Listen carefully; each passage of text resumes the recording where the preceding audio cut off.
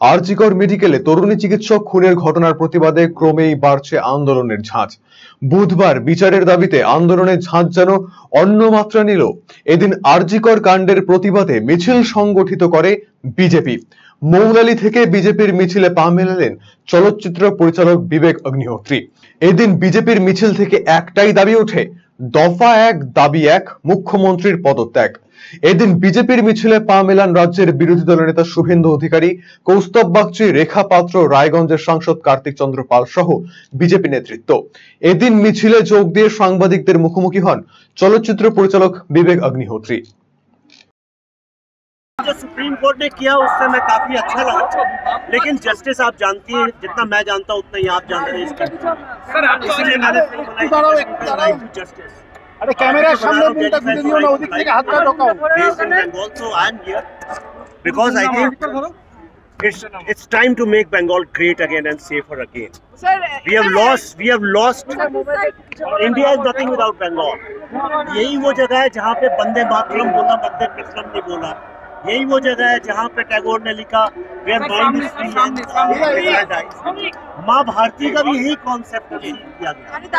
और उस जमीन पे ऐसा हो रहा है, और ये तो कैलकाटा में है, पर गाँव में क्या हो रहा है people don't know. So it's time that people like me to raise the voice and bring it to national mainstream. I lost all the hope when I found the chief minister doing protest against herself. Then I said, this is the end of Bengal, I must go. Thank you. The CBI, I think they should, in these kind of cases, there should be a deadline. Supreme Court ने CBI से report मांगा, I think Thursday, so day after tomorrow. Let's see what happens in that. But ये सारी जो है, इसके पीछे guilt evident है, बड़ा क्लियर कट गिल्ट है, किसका है ये पता करना है। অন্যদিকে বুধবার আন্দোলনে নেমে সিজিও কমপ্লেক্স থেকে মিছিল করে স্বাস্থ্য ভবনে যান চিকিৎসকেরা।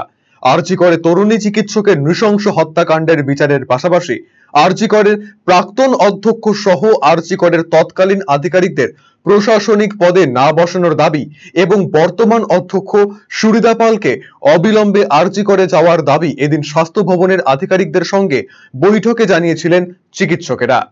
সময়সীমা বেঁধে দেওয়ার পরেও স্বাস্থ্য ভবনের আধিকারিকেরা সেই দাবি সুস্পষ্ট উত্তর না দেওয়ায় আন্দোলন চালিয়ে যাওয়ার বার্তা দিয়ে স্বাস্থ্য ভবন ছাড়েন চিকিৎসকেরা। আমরা এখানে এসেছিলাম নির্দিষ্ট কিছু দাবি নিয়ে। আমরা কোনো জাস্টিসের প্রশ্নে স্বাস্থ্য ভবনের কাছে আসিনি, কেননা আমরা জানি যে জাস্টিসের যে প্রশ্নটি সেটি অলরেডি কোর্টের তত্ত্বাবধানে রয়েছে, সিবিআই কাজ চলছে।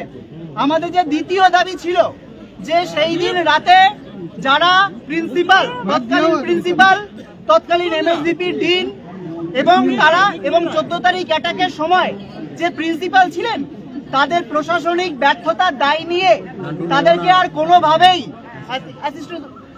প্রশাসনিক ব্যর্থতার দায় নিয়ে সবাইকে যে পদত্যাগের যে দাবি আমরা করেছিলাম সেই ব্যাপারে স্বাস্থ্য ভবনের কি উত্তর, এবং ভবিষ্যতে তাদের যাতে কোনোভাবেই কোনো জায়গাকার প্রশাসনিক কোনো পদে না রাখা হয় তার যে ন্যায্য দাবি আমরা প্রথম দিন থেকে রেখে এসেছি সেটি আমরা রাখি। খুব আশ্চর্যজনক ভাবে প্রথমে জানানো হয় যে এই দাবিগুলো প্রথম যে তারা নোট ডাউন করলেন যে হ্যাঁ আচ্ছা প্রথম তাহলে তোমাদের কথা আমরা কনসিডার করছি। আমরা বলি যে আমরা 1 ঘন্টা সময় দিচ্ছি, আপনারা প্লিজ নিজেরা আলোচনা করুন। এবং বর্তমান প্রিন্সিপাল আরজিকরে বর্তমান প্রিন্সিপাল সুরিতা পাল, যিনি দায়িত্ব এড়িয়ে যাচ্ছেন 14 তারিখের প্ল্যান মব অ্যাটাকের পর, তিনি আর হসপিটালে আসছেন না। আমাদের অভিভাবক যিনি আসছেন না, অথচ আমাদের জুনিয়র ডাক্তাররা বলছেন যে তোমরা তো সেফ, তোমরা এসো। এই গোটাটার উত্তর চেয়ে আমরা এসেছিলাম, কিন্তু যা ওই গোটা বৈঠকে যেটুকু থেকে আমাদের যে মনে হয়েছে যে স্বাস্থ্য ভবন অযথা প্রশাসনিক জটিলতার দোহাই দেখিয়ে ব্যাপারটিকে দীর্ঘায়িত করতে চাইছেন, এবং আমাদের এটা স্পষ্টতই মনে হয়েছে কোনো একটা চাপের কাছে স্বাস্থ্য ভবনে অসহায়